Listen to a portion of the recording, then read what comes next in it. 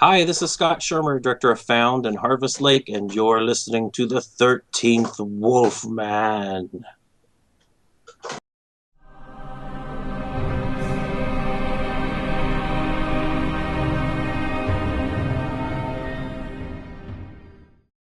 Hey everyone, I'm the 13th Wolfman, and you know who I have with me today? I have Scott Schirmer and Brian K. Williams. They're they're the guys that worked on the movie Harvest Lake. Welcome to Sit Down, you guys. Thanks, Wolfman. It's good to be here with you. Oh Thank yeah, you. man. Watched the movie today, and it's a trippy movie. It really is. It reminded me a lot of Invasion of the Body Snatchers. I don't know if Yeah, that was intentional or not, but it had that kind of feel to it. it was Um, actually. yeah, that was definitely one of the movies we kind of had in the back of our mind all the way from conception when we first started talking about Harvest Lake. Cool. So what was the first movie? Well, maybe not the first movie, but what movies actually turned you into horror fans? Brian, you want to go first? Sure, when I was man, I don't know, 8 or 9 years old, my father was a preacher, and my mom bought a copy of the original Romero Night of the Living Dead on Cool. VHS, and we were watching it, and it got to the part where the daughter's killing the mother with a spade.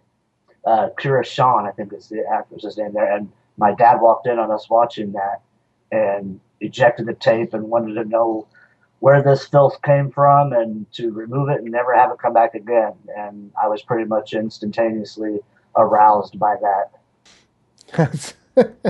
I can understand that whole banning thing. Just it's well, I got to see it Yeah, now. it was like You the know. forbidden fruit. And luckily, one of the happiest days in my life that I remember as a kid was when I was able to get my own VCR in my room. And I would ride my bike down to the local video store, much like a lot of people's stories start with. And I rented every single VHS in the horror section they had there. And uh, that turned me on to so many different films and so many different subgenres. Trauma, a lot of the guy that ran the video store that I rented all these from, in hindsight, liked a lot of schlock and a lot of sleaze because that's a lot of the stuff that they had there. And they actually went out of business a couple of years ago, and I was able to go in and pick through and grab a lot of the actual, literal, very same uh, big box VHS tapes that I rented as a child. The big clamshells. Oh yeah, Oh wow, Scott. I didn't like horror movies until I was in college, actually, because I didn't have friends that introduced me to the cult stuff, the way that Brian's talking about, just kind of happening upon stuff on video. I didn't have anyone in my life saying, "Oh, you should watch this thing called Evil Dead." And back then, for all you young kids, the internet wasn't there, and that was really the only way you were going to get introduced to that kind of stuff, is if a friend told you about it, or you stumbled across it in that back room with the curtain in front of it. So all I really knew about horror growing up was the Freddy movies, the Jason movies, and the Michael Myers movies, because that's all Hollywood was really putting out in the 80s. And I just thought those were stupid. I actually like them now. But it wasn't until college that my friends Jeff Miller and Brian Decker said, "Well, you're not giving horror a fair shake." And they took me to the video store, and we rented the original Texas Chainsaw and the original Evil Dead 1 and 2. And I think they picked out a Halloween movie as well. And after watching those all for the first time, I decided, wow, this really can be an exciting genre. And that was like mid 90s. And I've kind of dedicated a lot of my attention to horror ever since. Right Especially around the Texas Chainsaw, man. Texas oh Chainsaw is a revelation. It still is when I watch yeah, it today. that was around the time of the resurgence. Right after Scream, mid '90s. The same thing happened to my best friend Fang. I mean, I've been a horror fan since I was 5. My mom was the one that introduced me to horror.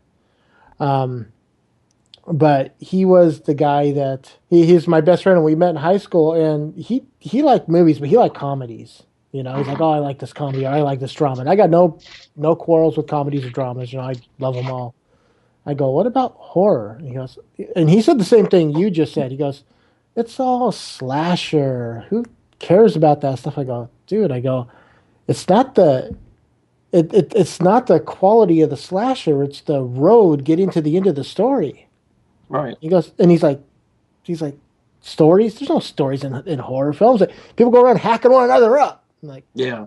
Well, there really are stories, and part of the problem too is that I, like most people still today, had a narrow definition of horror because my family did go to see Scanners at the drive-in and The Shining at the drive-in, and I think I was conceived at The Hills Have Eyes, and I was almost born prematurely at The Exorcist or something like that. I forget what Mom said, and those are horror films, and a lot of people wouldn't consider some of those or The Silence of the Lambs to be horror films, and I think they very much are. So it was just part of the problem was Hollywood monopolizing the definition of horror yeah.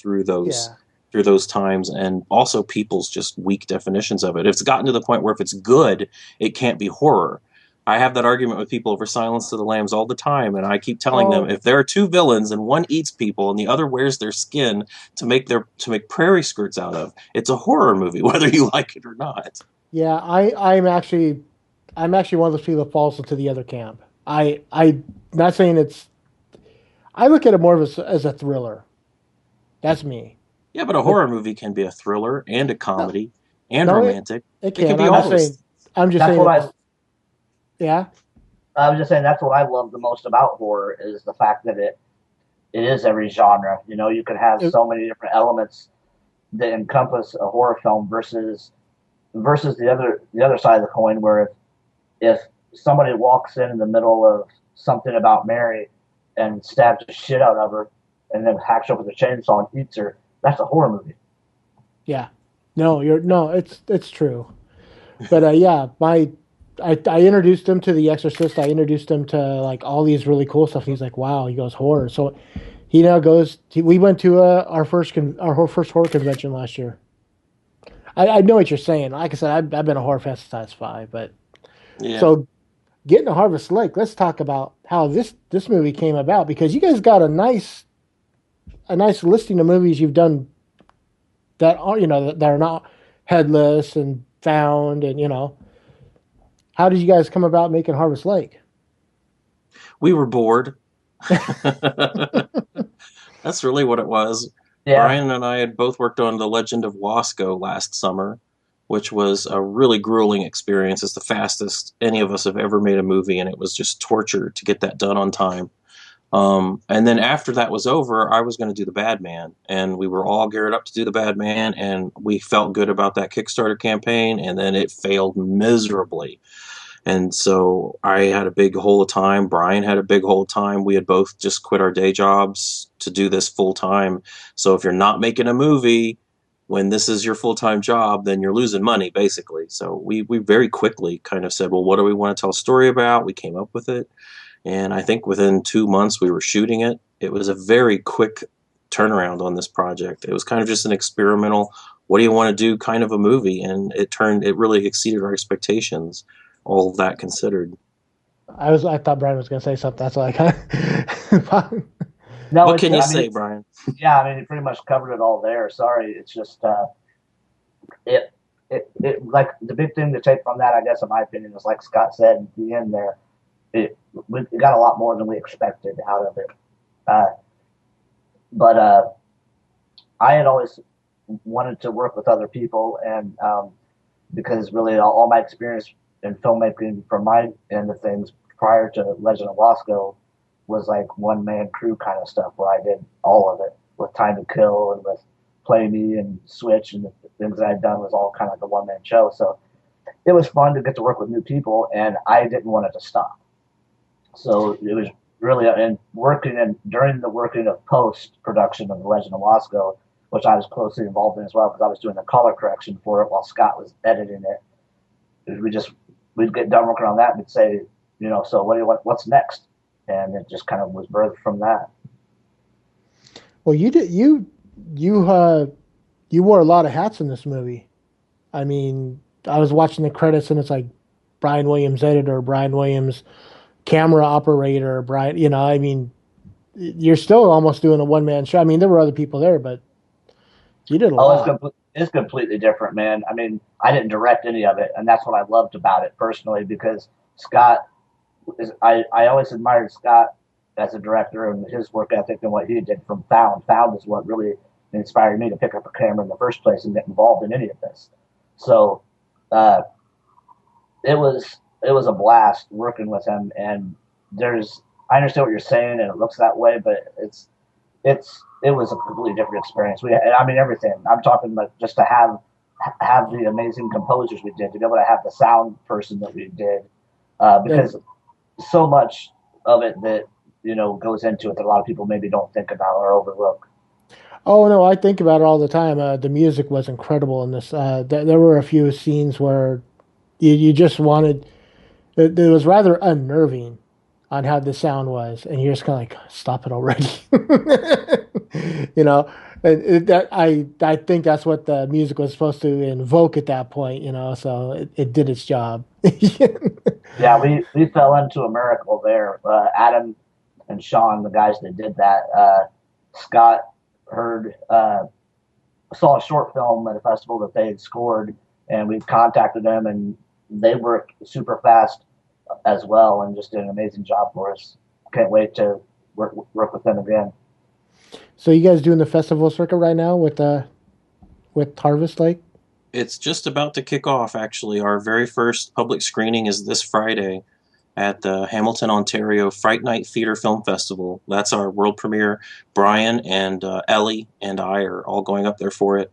And then we're going to be at the Drunken Zombie Film Festival on Saturday. The movie's going to be there. We'll still be in Ontario, unfortunately. And then the following weekend, we're at Horror Hound in Cincinnati playing. And we've got several other screenings lined up after that, going into July, I think, right now. Yeah. Yeah, I hope one of them is up here in Washington. Maybe Crypticon, possibly. Crypticon in May, yeah.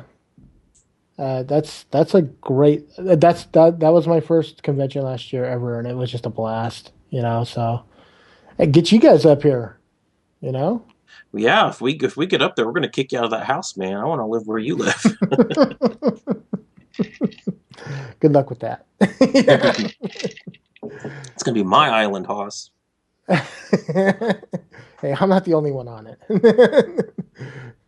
No, but I love this movie. Like I said before, it's very much like Invasion of the Body Snatchers. Not like it, but obviously inspired by it. But where was some of the other inspiration drawn from for this film? It's strange about inspiration because growing up as a little kid, they would encourage me when I worked on projects, because I did audiovisual projects in grade school, to just take a known entity like Star Trek or Gremlins or Silverhawks, all of those that I just mentioned. I wrote my own stories in and illustrated them, and but as a kid, it's easier to just kind of work within the parameters of somebody else's universe, right?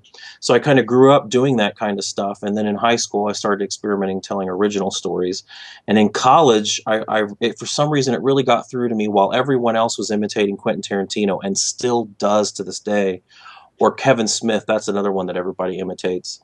At some point, it just dawned on me: you really have to run away from inspiration like that, or you're never going to find your own voice. And I don't know how successful I've been in that yet. So, but I do very consciously try not to be too overtly inspired by anything. Right. But while we were shooting it, we did talk about how similar it reminded us. It reminded us of Picnic at Hanging Rock, the Peter Weir movie, right, and it reminded us of. Invasion of the Body Snatchers was a big one. We actually never thought about Cronenberg movies while we were making it, or Lovecraft. I don't think, except for the obvious tentacles that appear in it. But we're getting a lot of comparisons to those sort of things now too. What else did we talk about, Brian? Were there others? Society and Possession. Society, yeah. Now I don't see the Cronenberg. I mean, I guess you can say, with Lovecraft with the tentacles, but does that mean that any movie that has tentacles is Lovecraftian? Come on. I think it does. Unfortunately, I think it's kind of a shallow comparison, but probably.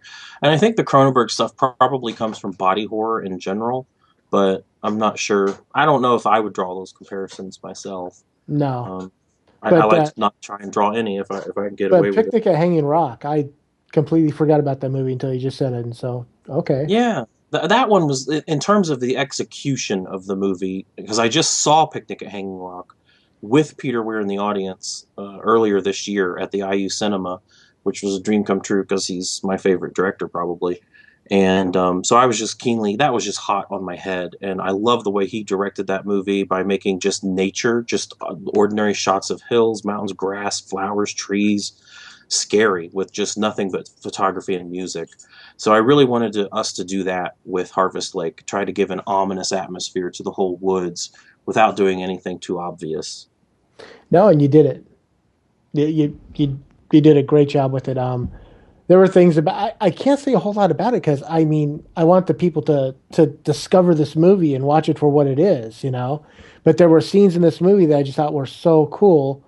One where one of the actors is over by a set of mushrooms.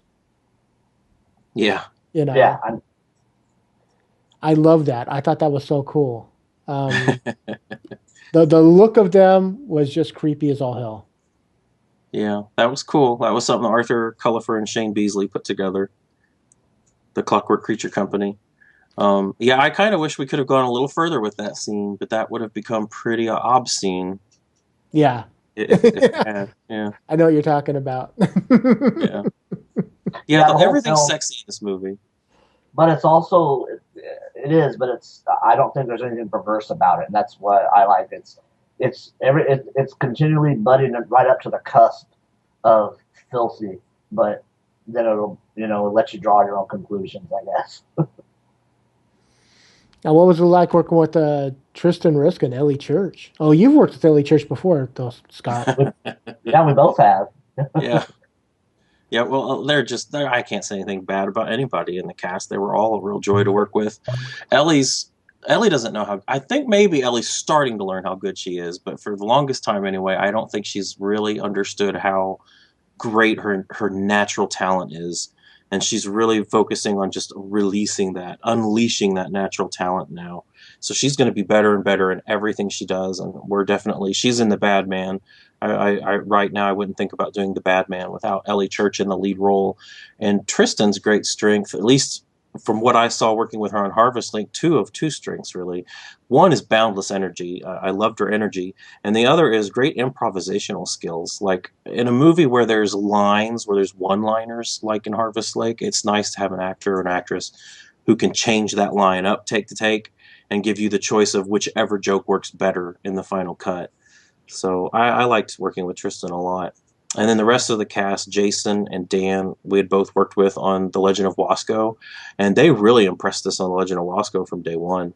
So they were very easy to kind of put into that new stable of talent that we'll just draw on whenever we need to. And we had never worked with Kevin Roach before, but he auditioned for Headless, sent us a video audition for Headless, and I remembered him ever since then and was just waiting for the right role for him. And about the same time that we were getting ready to shoot Harvest Lake, Nathan Thomas Milner's short film, The Confession of Fred Krueger, came out, and that was pretty exciting timing because the rest of the world was about to find out who Kevin was. What about you, Brian? Yeah, I don't have anything negative to say, and not really much to add either. Everybody was a blast to work with. I DP'd The Legend of Wasco, so I was able to meet Dan and Jason, work with them as well there. I've worked with Ellie a lot. I mean, everything I've done for the most part, she's been affiliated with to some degree.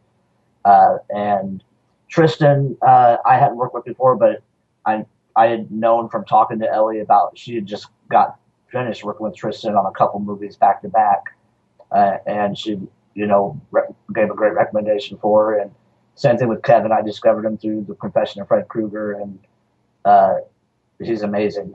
The cast is really, to me, a huge part of what makes Harvest Lake anything at all. I mean, it really relied heavily on the cast, and we really thought it sounds like it was just kind of thrown together, but we really thought long and hard about the cast and who to put where, because you're asking some people to get in some pretty uncomfortable situations, to some awkward level of awkwardness, a lot of things revolving around various levels of sexuality, and you're asking them to be able to sell that, and that can be difficult, and it can very easily be unintentionally humorous, And that was a fear that we both had throughout the entire process, was how to pull that off, because it's kind of a rough balancing act. But yeah, everyone in the film did a great job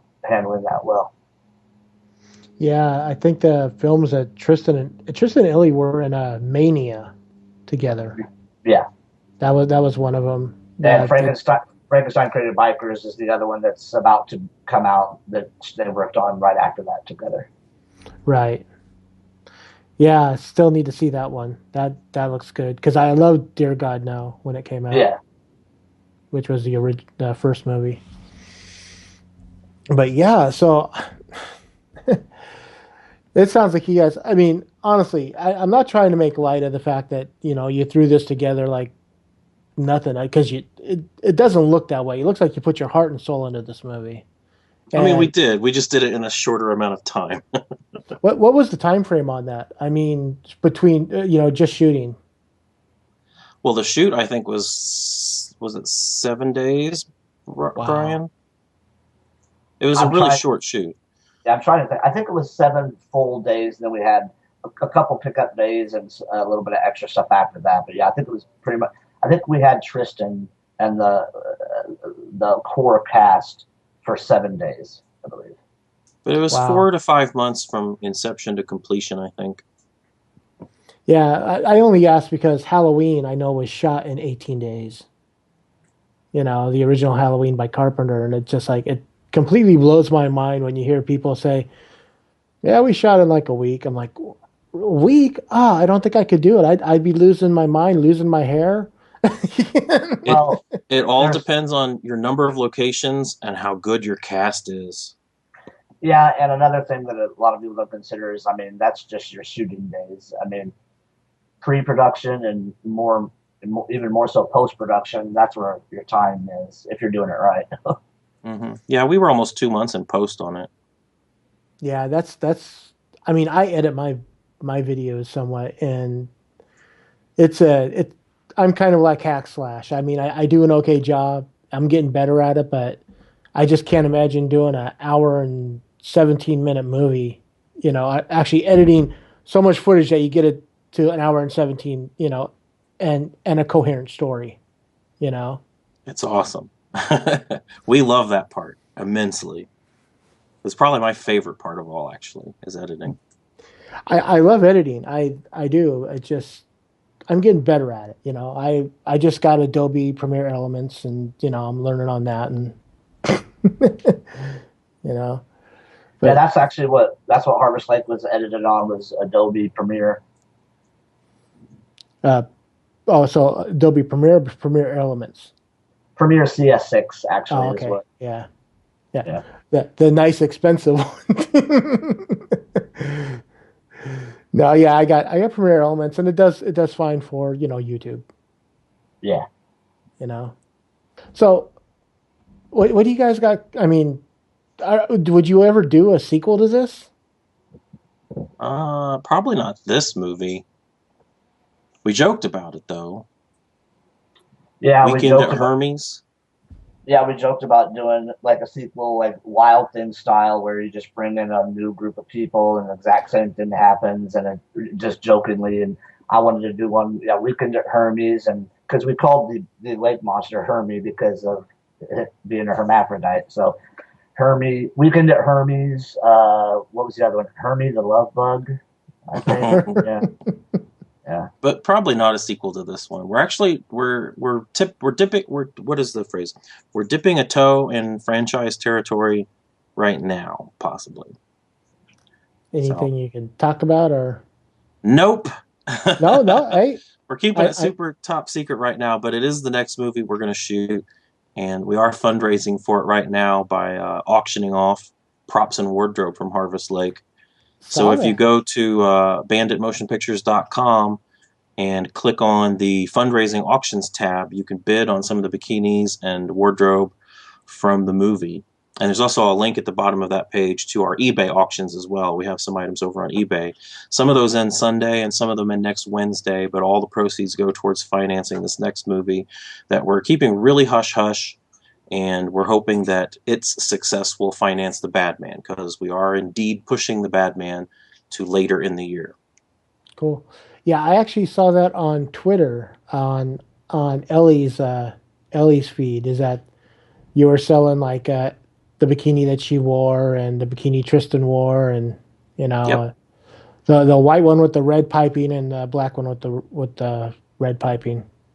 You know. Something like that, yeah. Yeah, a lot of the costumes were in the movie. T-shirts and Dan Nye's little red swim briefs, and some of the phallic vegetables are up for bid on eBay. My copy of the script that has a lot of markings in it.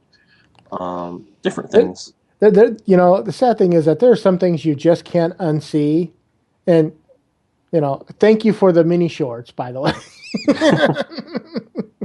There's something for everyone in Harvest Lake. Yeah, but no, yeah, I just I can't say I can't stop gushing about how much I like this movie. Sorry. Well, that's okay. It's better than talking to somebody who hated it. That's true. That'll be a fun podcast someday. Oh man, and you know that some people get those. You know they come on, they just like decimate the person or whatever. It's like really, you want people that. I mean, after the first one, you'd think that no one would go back on there, but you know, Yeah. you know, Well, I do wish people would be more honest. Brian and I both wish that there'd be more honest reviews of movies, because a lot of it right now it's every indie movie gets good reviews, if there's a review at all, really. And part of that's because everybody wants to be supportive of indie filmmakers and the community, and I understand that. But at the same time, constructive criticism should at least be there. Like, I just feel like more reviews, even reviews for movies we do, I kind of wish they weren't quite so nice or glowing. Like, maybe they should be a little bit more constructive, because a lot of filmmakers, as Brian is fond of saying, they may not get any better if they only hear the good stuff, you know? that's true. I when I do the reviews on my channel, I try to be as I'm not being brutal, but you know, it's like I saw did you guys see The Witch? Yes. What'd you think?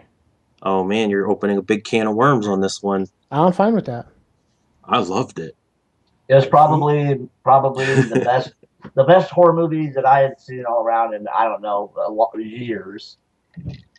And my review on it was it works great for a period piece and a Puritan film, but it doesn't work for a horror movie. I didn't feel the intensity. I didn't feel the suspense. I didn't feel any of that. I like the acting. I thought the acting was fine. I think the young lady that played the daughter is going to go far. But I thought the guy that was the father, I couldn't understand half of what he said through the movie. He has a really deep voice. Really deep voice, and it didn't help that he was speaking Old English. So I was catching like every third word, and I'm like, okay, yeah, obviously it's not important because they didn't have him redo that. Well, I think you know, I mean, not to get off on that tangent too far, but I think it's pretty simple in my opinion, where it's just a difference of what horror is and what it's defined as, which would be a whole other show. Earlier, Scott used the example of Silence of the Lambs, where you would consider that a thriller. I would consider it a horror film for sure, and I think The Witch is, you know, similar. A lot of people don't think it's a horror film because it doesn't have your traditional tropes of you know. Yeah, no, I heard that argument quite a few times from people. I was like, well, it doesn't have the jump scares, it doesn't have the blood. That's not what I'm looking for. I was thinking more like I was in the mood for more of a Rosemary's Baby type of movie where I get pulled along with this really cool story, and you know, I don't need the jump scares, I don't need the blood. I just need something that develops into like a really cool story, and I didn't feel that. You know, so, It's a very divisive movie. Yeah, but it really is.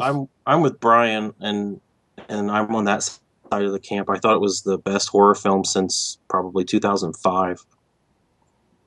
Okay. I was No, pretty gaga over it. That's I think fine. that's when The Descent came out, right? The Descent. I'd have to go all the way back to The Descent, because that was the last one I felt that strongly about. Yeah, The Descent. Now, which version? The American? Are there differences? Well, I guess here in the U.S. we got the version where she gets out of the cave, gets in the Bronco, drives away, and she runs into the ghost of Juno pops up. Oh yeah. Okay, How but does in it the behave? but in the international version, she doesn't get out of the cave. Oh really? I Yeah, haven't seen that version. I didn't know that. That's interesting. yeah. If Yeah, you I didn't have know that the either. if you have the DVD or Blu-ray, watch the alternate ending.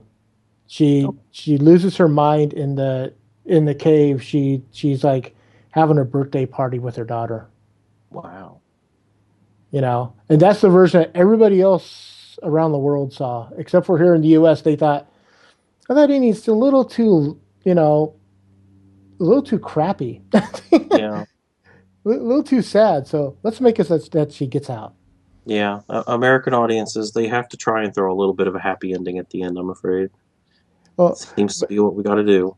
but it's kind of funny if you go on like the forums and you read about it, you hear people complaining, going, well, the crappy America was like, well, that's all we know. I mean, that's the version we were fed. It's I still liked that version though. I love that. Yeah, I thought that was a great movie. Neil Marshall did a great job. Yeah. Film. I love movies that are split in two. They're like one movie up to the midpoint, and then they're a totally different movie after that, like From Dusk Till Dawn. I think that's kind of exciting when a That movie changes its identity halfway through. yeah, yeah. It goes from a heist film to a movie about vampires. No, that's a two great comparisons there. But yeah, so I mean that's just where I feel. And when I did my review, I that's what I said. I told them I told everyone the exact same thing I told you guys. It's like I try to be as honest as I can. You know. Well, to be fair, your opinion, your definition of horror probably is more in line with most people's definition of horror. So they're going to trust you and more in that. I'm trying to expand the definition of horror just because I have a different personal definition of it. And I think it should And be more expansive. I think more people will discover they actually like horror if we expand the definition of it to include these other movies that I think are horror movies. no, So they're not all slasher movies and no. my God, paranormal activity movies or ghost stories. Now they're ghost stories. It just seems like we define it so narrowly at any point in time. And I can honestly say I've never seen a one or any of them paranormal activity movies. I saw the first two, and I will say that in the theater, it almost gave me a heart attack. One of the jump scares, but I don't like that. Yeah. I don't think it's that hard to do a jump scare really. But one of them, I think it was the second one, all the cabinet doors open. I almost had a heart attack. I don't know. I don't know. Not great movies. They're more like amusement park rides. Fun to watch once with a crowd. I'm not sure if I'd want to buy the Blu-ray and watch it alone at home. Well, you know what? We have the trailer for Harvest Lake. Do either one of you guys want to introduce it? Brian, And now for the trailer to Harvest Lake.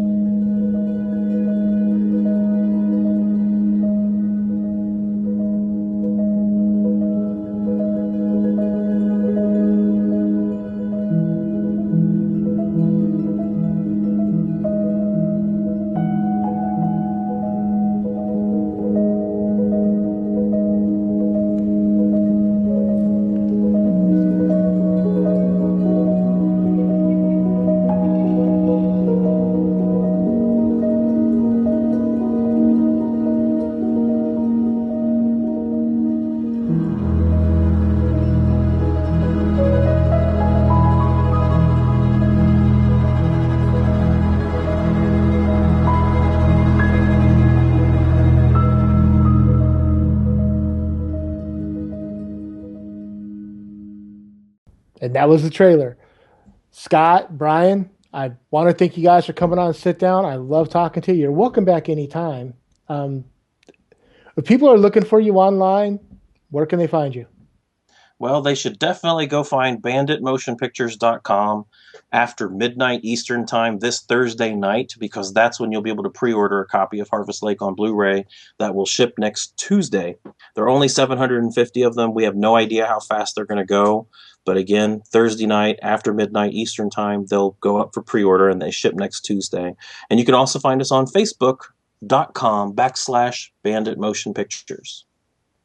We're also on Twitter at Bandit Motion for Bandit Motion Pictures Twitter, and at Harvest Lake Film for Harvest Lake. I'm on Twitter at Not That News Guy. I think Scott covered all the rest. Well, again, thank you guys for coming on, and for Scott Schirmer and Brian K. Williams. I'm the 13th Wolfman, and I'm on the prowl. Thanks, Wolfman. Thank you.